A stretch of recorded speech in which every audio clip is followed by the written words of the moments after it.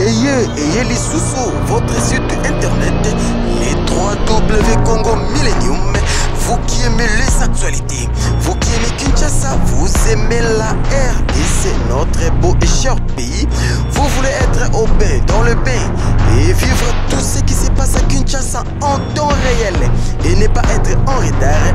Congo Millennium a mis à votre disposition pas mal des émissions politiques, culturelles, musicales et pourquoi pas des émissions sportives avec sa grande équipe Congo Millennium, une église au milieu du village. Amis internautes, vous qui nous suivez sur les 3W-Congo-Millennium.com, c'est encore un réel plaisir pour la mission. Vous êtes tellement nombreux, vous nous suivez sur, à partir de l'Europe, l'Amérique et pourquoi pas en Afrique.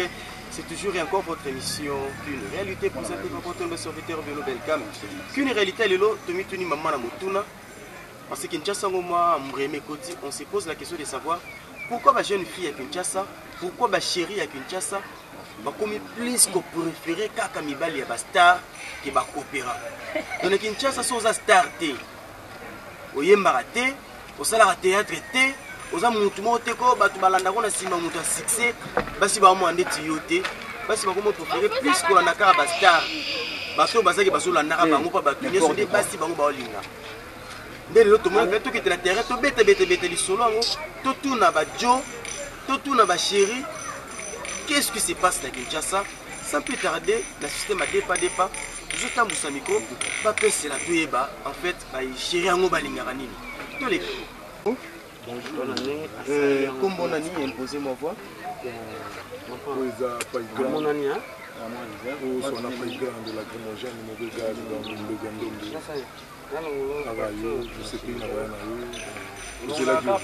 Toujours mis tout dans mon pot pour bandi ballon d'absolu. Tu le dis pourquoi bah fille na Kinshasa bah comme plus pour préférer Mibali à Basta et Mibali à coopérant to oyo ba yebani makasiti.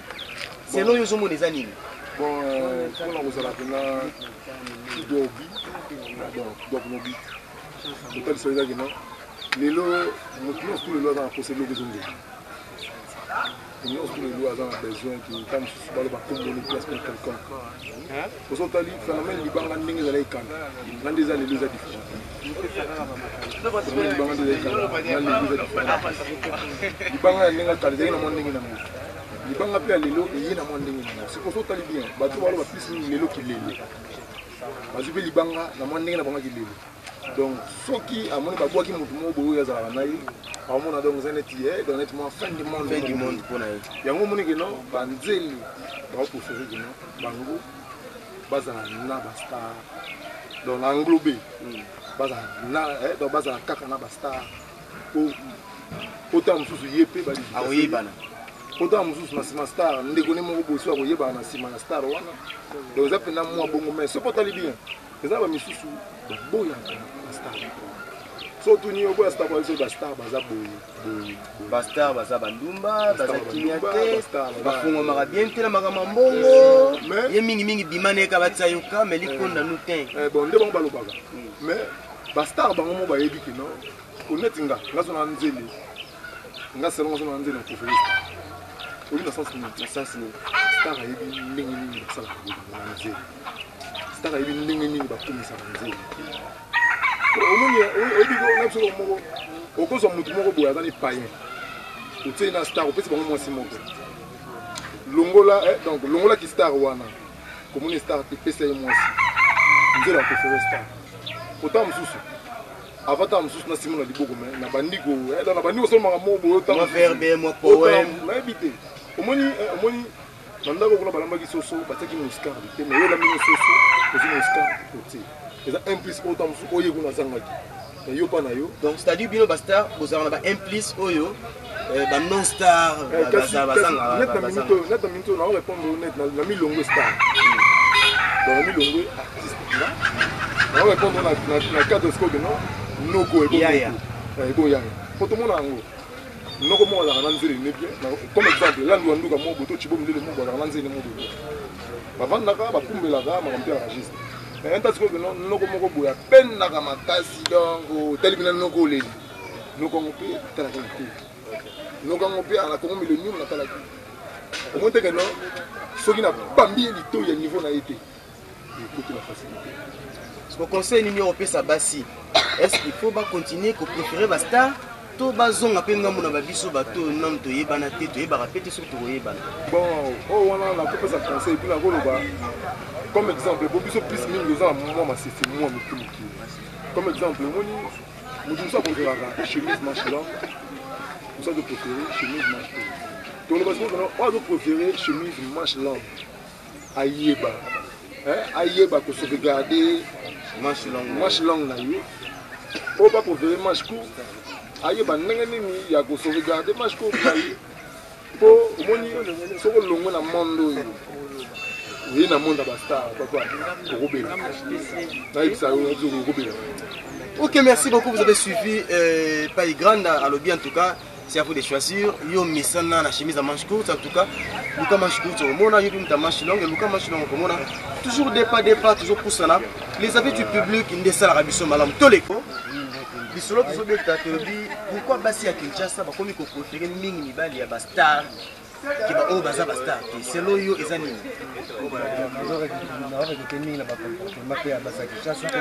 esalinga vraiment mpasi na bakestion otunga parce que omona ngo nini eza makambo biso bato oyebana te boye basimple bato lokola biso toala droit bolingo te tuna basa Kinshasa vraiment toza na droit bolingo te nani abwakaka yo eloko technique nini naza na droit kozala na mwasi te mais tellement manda chante atambolaka na voiture mwa moke ya kitoko ayembaka bien akobwaka ye libanga vraiment bakofera bango nezosala pasi bapesa conseil batika makambo na Kinshasa pozo bolingo fo bayeba yo so bayebi yo te wana droit bolingo te nous eza sera basa Kinshasa eza bongo eza vraiment la réalité so kena Kinshasa la temps lelo yabiki lelo mais ça ndenge wana mais ça m'a bien complètement m'a bien changé si comme là yo que star moko pe ya bousculer yo sur que moi si non ngala ne comme là ngate parce que o eza ponchango babuka ka ponte et comme là ngate na baninga msusu na mona kango esui epe na mona kango oui. Parce que conseil nous repose na ba petite wana balinga ba star yo so yebani te babwaka yo te no love non batika vraiment eza mabe bolingo mitaka la nzambe olinga muninga na ndenge milinga linga muninga na ndenge okuteli soki aza poussière linga na poussière na ye soki aza moboto sa conquérant linga na kimoboto sa conquérant na ye c'est ça babezaka GDG jango kotambola ba interview ba point de vue ya bato koyeba Kinshasa soko lingi mo mazo tuno yo kutunani nani abwaka yo lupango na bino zara na couleur nini bino boza na portail to boza ka photographe ça va se savoir dépa mbote ya toujours jango ndenge zo leka na Congo Millennium balobi basi Kinshasa balingi kaka ba star bazo préférer ba star yo soko yebana te netika ozapi na droit bolingo te na Kinshasa nini zo sala ndenge Nous sommes bongo passer à l'élo bazaba koso.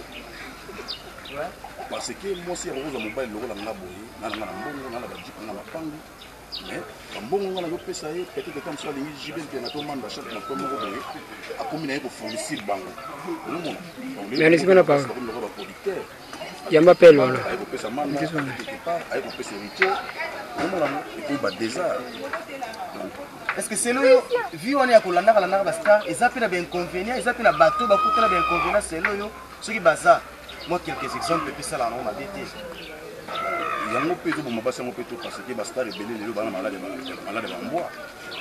mboa ndeti ouais donc la net ba sida on to benga malade ba mboa on moni passe bele ba lokende ya ba mise bele ba bon malade wana nzoto tellement que ennemi qui la zonga santé wana moyo yeba exact on moni passe wana ba zo malade ba mboa ba zo ko pakula ka biso to lokende donc ils ça la pena bien tout conseil nous c'est la chérie au bazo luka na ba ba star ba boy ba biso yo ba to kama conseil est gratuit on a la website bana basi o ya meki ko landa moi lipé na nga et ko sala bien avenir na ya lobi omona to ko za rambango bango te so ko mobile na yo lelo ata pauvre malheureux mo lo la nona lo mboto to lo la chibo milele omona mérité parce que le chibo milele pe azana avenir ba rozo quelque part on peut ko sala mbongo ko mo kota mais tant azo reconnaître que moi c'est ko ngana ito nyoko maka a boxa moi si wana te mais moi basi lelo balingi pas suté ata moké basa leo balingi mobali na yepa na yesu na sengi ange suna sengi standard mo tatali kezo kene mikolo te ramasse 7500 mibale bele basima bambongo wana te yo panza mabala basi balingi profit na profit ya kosala na te. Ouais. En tout cas, balobi ki lelo ndezo boma Kinshasa, merci mingi ndeko alobi. Basango ndi ba vitesse to so ba te na Kinshasa basi ba komi ba TGV. Que bon soit TGV sali pe course na moi si moi ça gagner la place pour bêter en beaucoup beaucoup comme lisusu. Depa et oui ba. Ki ndenge mibali balobi ba maman pe ndenge pasi ba koloba. Liboso na biso tozala maman pe pour se prendre aye asa pe musala na ye. Mbote maman. Tout le monde motu eza koluka koyeba pourquoi bilenge basi na Kinshasa bakomi plus ko préférer kaka mibali oyo bayebana.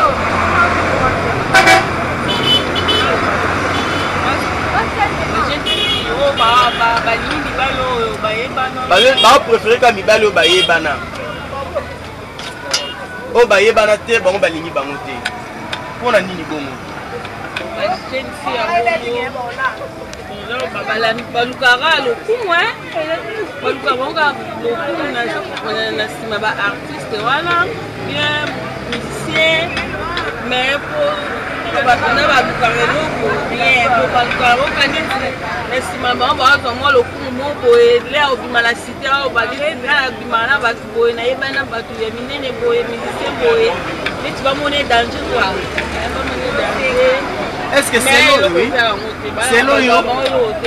selon yo est-ce que inconvénient peut ezalaka kobimana mibali oyo bayebana? Inconvénient ezali onata oyo koluka vi na yo ozo komipesa na bato bango mpe baprofite noko peut-être na kitoko na omema conseil nini opesa bango? conseil na opesa bango atuka batika ezaleli wana natan moto akokoaproche pembeni amona yo ndeti bimana bato mo boye amona mwa kobanga mpona kopusa na pembeni na yo. Tozolobela likambo ya bana basi ya Kinshasa bazoprefere mingi bastar me bato baza bastar te balingi bango te. Mpona yo omoni nini? Mpona nga na moni ezala misusu bapreferaka bastar parceke star ayebani star ayebani po amona kiso naza mwasa star bandolakisaka misato na nzela omonaka fiyana kuna oleka aza mwasa star omona fiyana kuna oleka omona star moko boye avana boye na commune boye donc eza selon choix motu na motu azalaka na choix mosusu aprefera star mosusu aprefera atenga alingaka star te na ningi navanda te moto mpa koyebanga avandi oyo mpa koyebanga mpe te atikali pe. Selon yo na ovivre na star na ovivre na moto aza star te nini eza malamu? Star te mpona nini? Bon wana bastar baza na eza vi moko ya problématique omona okozala mwasa star bato bakoma olukela baproblème soit na quartier omona kaka fille ana azala lolendo mozana lolendo te parce que nini aza mwasa star eza bon. Ok, merci beaucoup. Vous nous avez suivi sur 3W Congo Millennium. Nous sommes arrivés pratiquement à la fin de notre émission. Comme d'hab, les bonnes choses ne durent jamais. On a parlé d'un phénomène qui se vit ici à Kinshasa. C'est que la jeune fille à Kinshasa, l'ingara bastar, yosoko yebanite. Souvent on va boire kayote.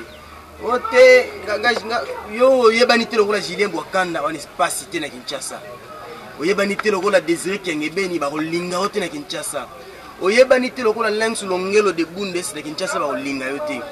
Poza la manda na ebite Papitex, poza la Pepe Kale biaka kenda na yatika biso, to mona Pepe Kale, to nga leke ya jibe ndo mona ba fi balandi landi osima oyebani te na Kinshasa ozona droit ya bolingo te.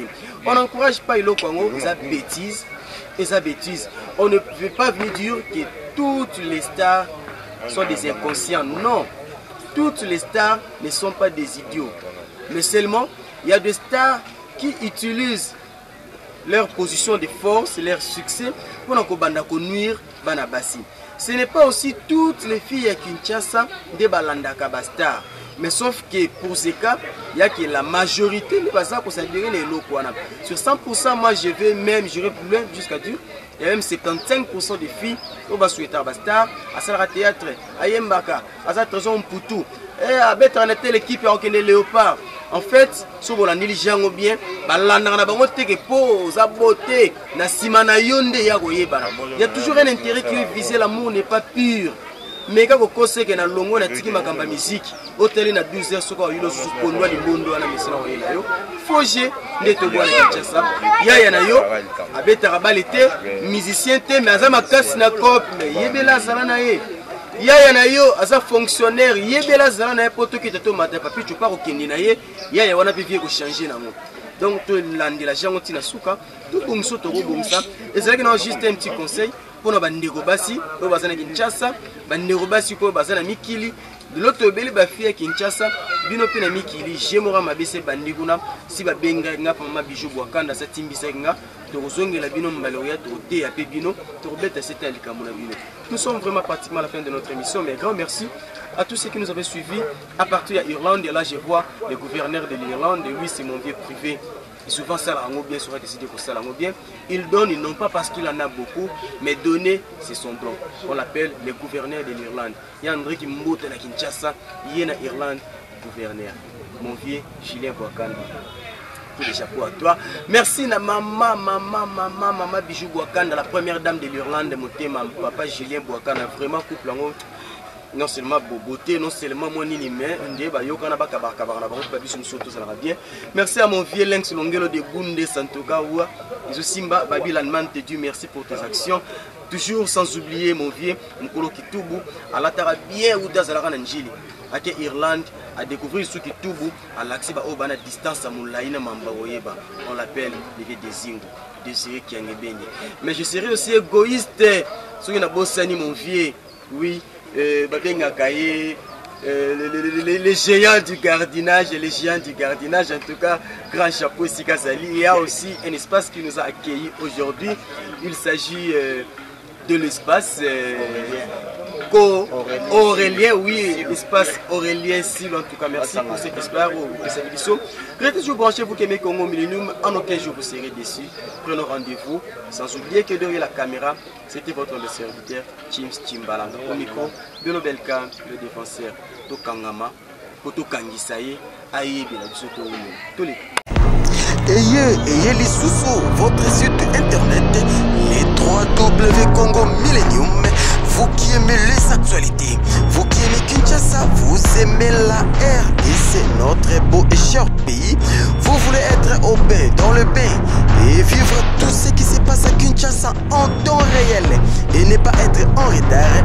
Congo Millennium a mis à votre disposition pas mal des émissions politiques, culturelles, musicales et pourquoi pas des émissions sportives avec sa grande équipe Congo Millennium, une église au milieu du village.